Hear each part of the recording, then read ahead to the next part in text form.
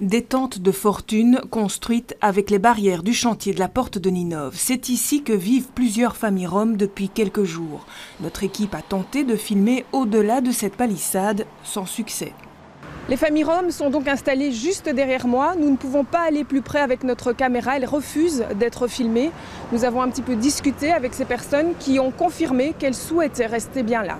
Or, leur situation est plus que précaire au milieu de ce chantier.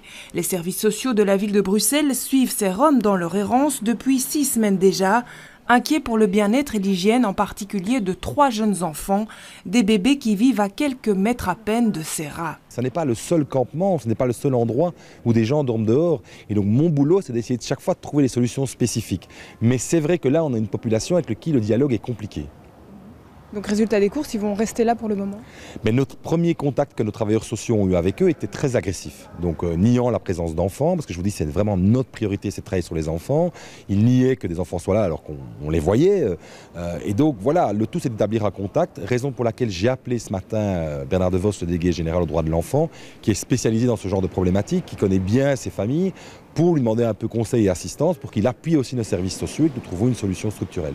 C'est bel et bien un travail de longue haleine qui est entamé avec ces familles roms, bien décidées à ne pas être séparées.